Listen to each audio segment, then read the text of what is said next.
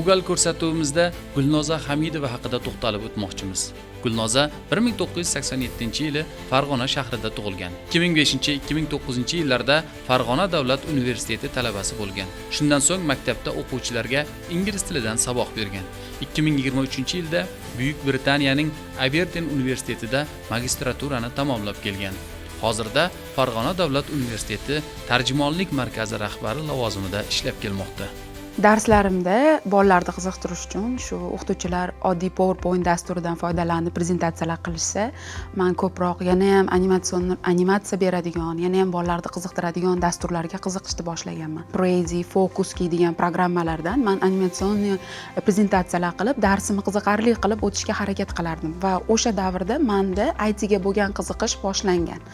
Va ko'proq shu magistraturani IT da qilsam qanday bo'lar ekan? Faqatgina til bilish bu butun bir fanni bilish bilan bog'liq emas. Faqatgina til bilaman xolos. Hindistonning ITEC degan programmasi haqida eshitib qoldim va bunga topshirdim. Aynan IT yo'nalishiga topshirdim va shu grantni qo'lga kiritib, Hindistonda Noida shahrida 2 oy davomida malaka oshirishda o'qib, shu IT sohasida o'sha eng boshlang'ich o'qitiladigan o'sha HTML, SQL dasturlarini o'rganishni boshladim va menda shunaqa katta motivatsiya berdi. Ya'ni IT ni vatani o'zi bilasiz Hindiston. IT sohasini O'zbekistonda ham rivojlantirishni xohladim va aynan o'qigan yo'nalishim e-governance, ya'ni davlat xizmatlarini raqamlashtirish bo'yicha o'qib keldim.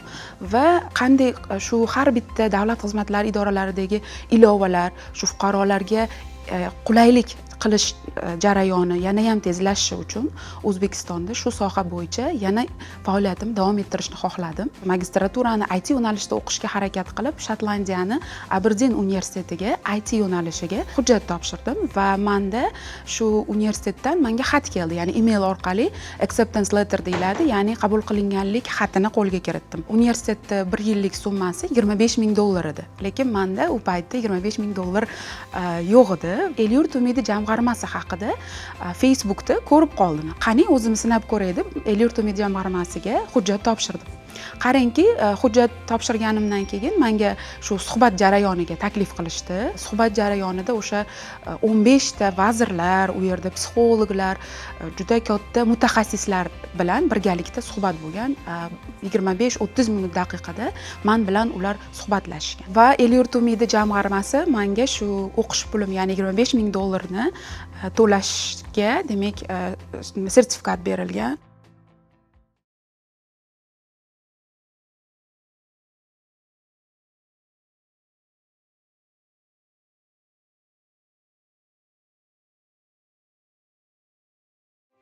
Shotlandiyada Aberdeen universitetida IT sohasida o'qishimdan maqsad aynan bu IT sohasini O'zbekistonda ayollar o'rtasida rivojlantirishni xohladim.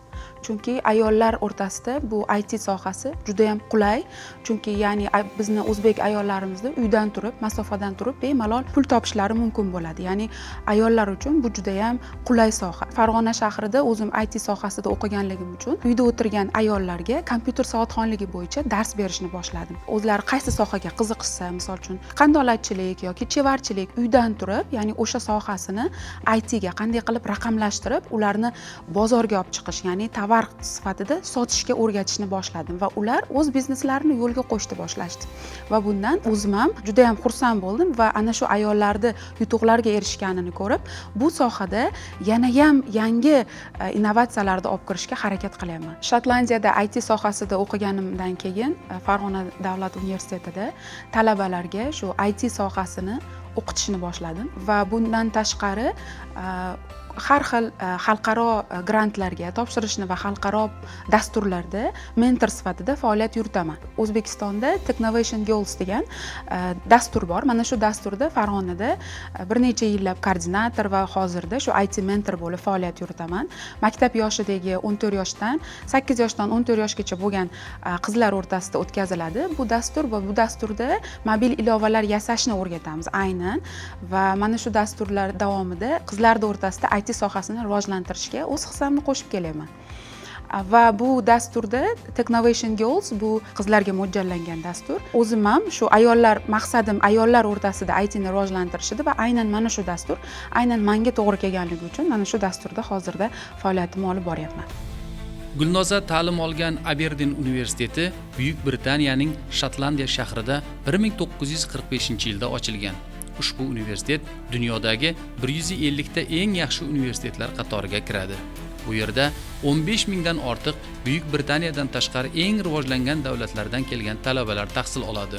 Universitet bitiruvchilari orasida 5 ta Nobel mukofoti sovrindorlari bor. Aberdin universiteti 250 dan ortiq turli yo'nalishlarga ega. Har yili jamg'arma tomonidan e'lon qilinadigan ochiq stipendiya tanlovlarida vazirliklar va idoralar mutaxassislari, professor o'qituvchilar, ilmiy tadqiqotchilar, asosan faol yoshlar ishtirok etib kelmoqda. Ayni vaqtda xorijiy davlatlarning nufuzli universitetlarida respublika, vazirlik, idora va tashkilotlarining xorijda tayyorlangan kadrlar, shuningdek, respublika yoshlarining xorijda ta'lim olishiga bo'lgan ehtiyoji yildan yilga oshib bormoqda. Juda ham ajoyib havo. O'zimni xuddi Buyuk Britaniyada yurgan paytlarim esimga tushyapti. Aberdinda ham, Shotlandiyaning Aberdinda ham xuddi shunaqa yomg'irli, kunda yomg'irli havo bo'lardi. Toshkentda ham shunaqa chiroyli yomg'ir. Faoliyatim davomida yana ko'plab grantlar yutganman. Bundan yana biri Fulbright programmasi, ya'ni Teacher Excellence Achievement deb nomlanadi.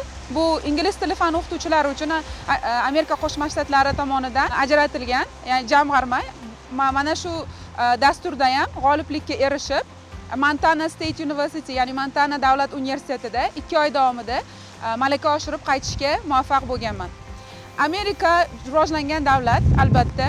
Amerikada ham juda ham ko'plab yangi tajribalarni butun dunyodan kelgan ingliz tili fani ustozlari bilan birgalikda 2 oy davomida ulardan yangi bilimlarni, yangi g'oyalar, yangi innovatsiyalarni O'zbekistonga olib keldim. Va buni albatta o'z faoliyatimda olib bormoqdaman. Albatta boshqa davlatlarni ko'rgandan so'ng o'z vatanimni qumsiyman, sog'inaman va albatta qaytgim keladi. Oilam, ota-onamni sog'inaman, do'stlarimni sog'indim. O'zbekiston bu meni o'zimni tug'ilib o'sgan davlatim va albatta men O'zbekistonni juda ham yaxshi ko'raman va bu davlatning rivojlanishi uchun albatta o'z hissamni qo'shaman.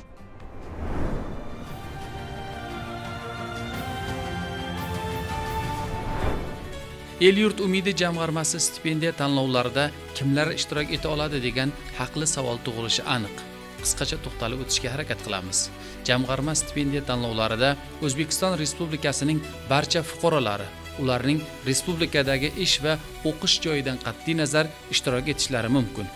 Stipendiya tanlovlarida bakalavriat ta'lim dasturi bo'yicha 25 yoshgacha, magistraturada 20 yoshdan 45 yoshgacha, doktoranturada 22 yoshdan 45 yoshgacha bo'lgan nomzodlar ishtirok etishi mumkin. Hasanxo'ja Abidov 1994-yilda Toshkent shahrida tug'ilgan. Maktabni a'lo baholarga tugatib, dastlab Toshkent Xalqaro Westminster universitetida o'qigan.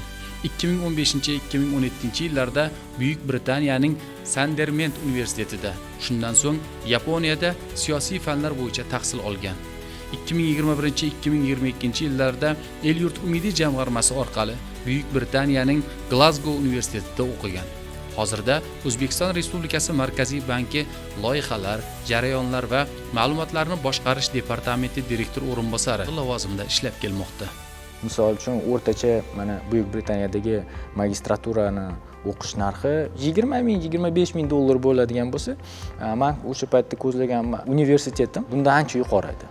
Ya'ni 40 ming dollar. Men o'ylagandim, 40 ming dollarga men o'qishga kirdim, qabul qildi meni. O'qishga borish uchun mablag' masalasi turibdi bu yerda. Hisob kitob qilganda o'rtacha bir yilga bir 60 ming dollar atrofida El-yurt umidiga borganimda, men boshida e'lon qilinganda ishonmagandim bu o'zi aslida realligini. Yo'q, bu prezidentimizning qarorlari qat'iy. Ya'ni o'sha ko'zi yonib turgan O'zbekiston uchun haqiqatda qandaydir olamshumul yangilik olib kelib, O'zbekiston rivojiga o'z hissasini qo'shaman deb prezidentimizning oldilarida tik turib, qo'llab-quvvatlaymiz sizni islohotlaringizga biz ko'makchi bo'lamiz deydigan insonlarga prezident o'sha yordam qo'lini cho'zayotganini sezdim. Ya'ni menga rozi bo'lishganda o'sha 40 ming dollar to'lashga top universitetlarda o'qish arzon pul emas. Maqsad qo'yganman, ketishimdan oldin men aniq bir maqsadni olaman. Ya'ni o'sha borib kelib o'zimga fikrimga nimadir kelganini o'rganib kelish emas. O'zbekiston uchun bugungi kunda nima kerak? Nimani izlash kerak, nimani ilmiy jihatdan tasdig'ini topib kerakligini men o'zimcha maqsad qilganman, kerakli narsani o'rganib kelishi. Va aniq maqsad belgilagandan keyin shu o'qishga borib astoydil harakat qilganman. 2018-2024 yillar davomida jamg'arma tomonidan 2225 nafarga yaqin stipendiyant dunyoning 45 ga yaqin davlatiga ta'lim olish va stajirovka o'tash uchun yuborilgan. Shundan 1400 nafari O'zbekistonga qaytib, iqtisodiyotning turli tarmoqlarida ta'lim, fan, tibbiyot va davlat boshqaruvi yo'nalishlarida xorijda to'plagan ilg'or bilim va ko'nikmalarini qo'llab kelmoqda. Bugungi kunda jami 748 nafar stipendiyant dunyoning top 300 taligiga kiruvchi nufuzli universitetlarda ta'lim olishini davom ettirmoqda. Shundan 399 nafari bakalavr, 242 nafari magistr, 107 nafari doktorant hisoblanadi. Fond bozorini rivojlantirish istiqbollarini o'rganish orqali shu bank tizimida moliyalashtirish, ya'ni shu banklarning moliyalashtirish imkoniyatlarini kengaytirish bo'yicha o'z ilmiy tadqiqotlarimni olib bordim. Ma'lum bir takliflar bilan qaytib keldim.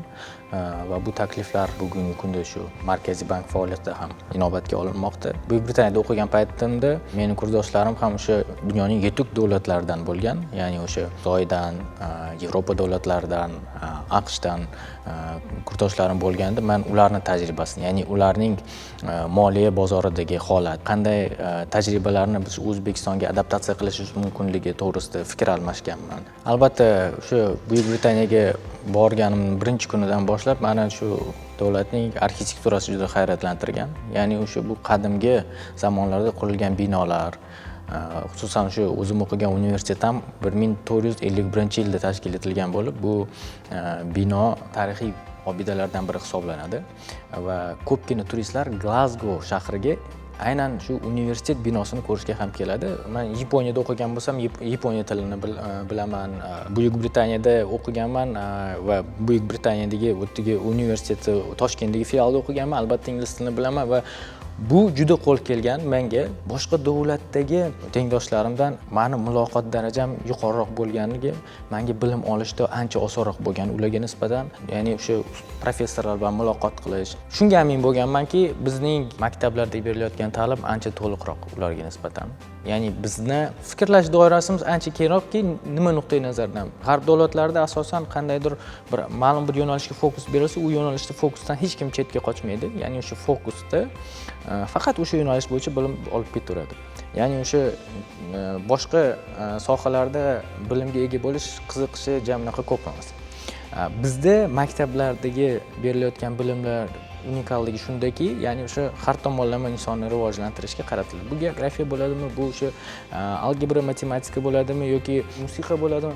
Ya'ni o'sha insonni har xil jihatlarini rivojlantirishga qaratilgan bo'ladi va bu nuqtai nazardan inson menimcha ma'lum bir sohada hech bo'lmasa qandaydir ma'lumotga ega bo'ladi. Bizni universitetlarda, bizni maktablarda berilayotgan bilimlar hech bir davlatdan kam emas. Bilim berish uslubi nuqtai nazardan farq qiladi. Jamg'arma orqali o'qiyotgan o'zbekistonlik yoshlarning son jihatdan eng katta ulushi AQShda 364 nafar, Buyuk Britaniyada 193 nafar, Italiyada 38 nafar, Rossiyada 34 nafar, Germaniyada 27 nafar, Avstraliyada 25 nafar va Malayziyada 19 nafar. O'zbekiston Respublikasi bo'yicha Toshkent shahrida eng ko'p yoshlar jamg'arma stipendiyanti bo'lishgan. 168 nafar. Hudud jihatdan ikkinchi o'rinda Namangan viloyati o'rin olgan, 64 nafar. Uchinchi o'rinda Samarqand viloyati ko'rsatilgan, 62 nafar. Sirdaryo 15 nafar va Navoiyda 28 nafar. Ushbu viloyatlar eng quyi o'rinlarni band qilgan. 2022-yilda shu O'zbekistonda sanksiyaviy compliance tizimini yo'lga qo'yishda shu bevosita yo'nalish rahbari sifatida ishtirok etgan bo'lsam, 23-24-yillarda Xalqaro compliance assotsiatsiyasi yoki Xalqaro jinoiy daromadlarni legallashtirishga qarshi kurashish uyushmasining O'zbekistondan birinchilardan bo'lib shu sertifikatlariga ega bo'ldim va bu orqali qo'shni davlatlardagi moliya institutlaridan ham ekspertiza nuqtai nazaridan menga va shu Markaziy bankka murojaat qilinishi boshlandi. Xorijiy tajribalarni shu Yaponiya davlatlarida, Buyuk Britaniya davlatida o'rganganligim tufayli shu transformatsiyani, ya'ni sifatli transformatsiya, ilg'or xorijiy tajribalarga asoslangan transformatsiyani amalga oshirish uchun menga shu Markaziy bank rahbariyati ishonch bildirganligi bilan bog'liq deb o'ylayman. Shu paytgacha bir necha qonun hujjatlarini ishlab chiqishda yoki Markaziy bank shu bank tizimini rivojlantirish strategiyasini ishlab chiqishda bevosita ishtirok etganman. AQSh hamda Buyuk Britaniyaning mashhur universitetlari qimmatliligining sababi talabalar bilim va ko'nikma olishidan tashqari kuchli networking, ya'ni o'z kelajagi uchun muhim aloqalar o'rnatib borishi bilan bog'liq. Bunday toifadagi universitetlarda Nobel mukofoti sovrindorlari, Jahon banki, Birlashgan Millatlar Tashkiloti, UNESCO, Xalqaro valyuta jamg'armasi singari yirik xalqaro tuzilmalarning doimiy ishtirokchilaridan bevosita ma'ruza tinglash, ushbu mutaxassislar loyihalarida assistentlik qilish singari noyob imkoniyatlar mavjud.